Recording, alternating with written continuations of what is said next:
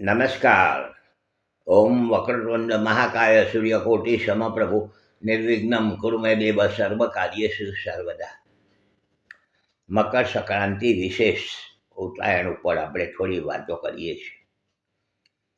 સંક્રાંતિનો ખૂબ વિશેષ મહિમા ગણાય છે. સૂર્યનારાયણ ભગવાન દક્ષિણાયનથી ઉત્તરાયણ તરફ જાય છે, એટલે ઉત્તરાયણ. એક રાશિમાંથી બીજી રાશિમાં આ ગ્રહ પરિવર્તન કરે એને સંક્રાંતિ કહેવાય છે.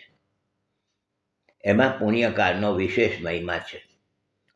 સવારે 9 વાગ્યાથી લઈને 8:58 છે, પરંતુ 9 વાગ્યાથી લઈને સાંજના સૂર્યાસ્ત સુધી દાન પુણ્યનો વિશેષ મહિમા ગણાયેલો છે.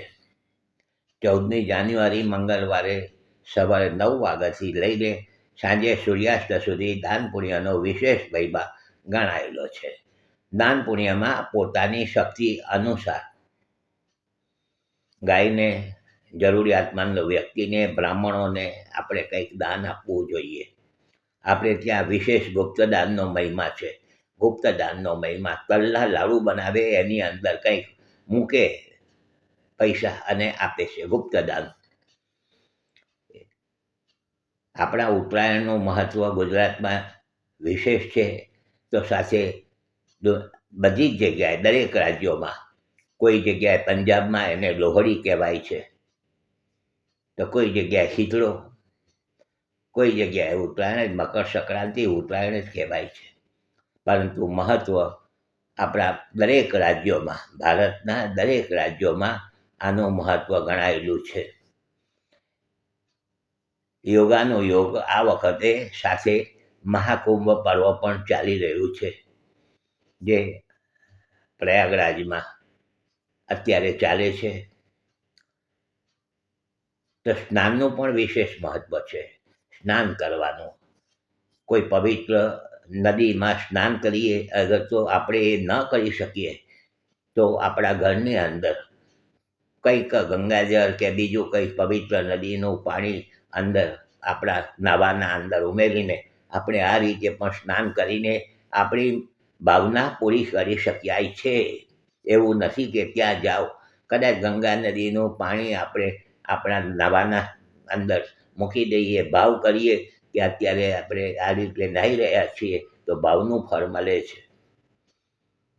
કંઈ બધા જ જઈ શકે છે એવું નથી. તો દાનનો વિશેષ મહિમા છે. તલ એકબીજાને, તલના લાડુ છે કે બીજું કંઈ ખવડાવીને આ એકબીજાનું જેને કહેવાય ઉત્સાહ મનાવે છે, સ્વાગત કરે છે. તલની ચીકી છે, અગર તો સાથે જે લોકો શોખીન છે ખાવા પીવાના, તે ઉત્તરાયણના દિવસે પતંગ ચગાવીને ધાબા ઉપર પણ મહેફિલ મનાવશે. તો આ ખૂબ વ્યવસ્થિત રીતે, ખૂબ સારી રીતે ઉત્સાહ, આ જે પર્વ છે ઉત્તરાયણનો, તે લોકો ખૂબ સારી રીતે મનાવે છે. સૂર્યનારાયણ ભગવાનની સૌ ઉપર કૃપા ઉતરે. સૂર્યનારાયણ ભગવાન પ્રત્યક્ષ દેવ છે, પ્રત્યક્ષ છે. આરોગ્યના કારક ગણાય છે સૂર્યનારાયણ ભગવાન. જ્યોતિષની અંદર આરોગ્યના કારક, 9 ગ્રહોમાં રાજા છે. એની જે કુંડલી બની છે, આપણે થોડી ચર્ચા કરી ચૂક્યા છીએ. સૂર્યનારાયણ ભગવાન બહુ નિયમિત છે, બહુ નિયમિત છે. તો જે લોકોને સૂર્ય બરાબર ના હોય કુંડલીમાં, આવા લોકો વહેલી સવારે ઉઠીને સૂર્યનારાયણ ભગવાનનું નામ સ્મરણ કરે. સૂર્ય હૃદય આદિત્ય સ્તોત્ર. હવે આદિત્ય નામ છે, તો અદિતિ માતાના પુત્ર છે. આદિત્ય એમનું નામ, આદિતિ માતાના સૂર્યનારાયણ ભગવાન પુત્ર, અને કશ્યપ ઋષિના થકી એમને પ્રગટ થયેલા હતા. તો આ એક બહુ મહત્ત્વની વાત છે. તો વાતો તો કરવી છે, કાલે પાછા મળીશું. જોડાયેલા રહેજો. હસમુખલાલ ઝવેરીના સૌને નમસ્કાર. જય શ્રી કૃષ્ણ. ઓમ નમઃ શિવાય. લાઈક કરજો, શેર કરજો, બીજાને જોવાની ભલામણ કરજો.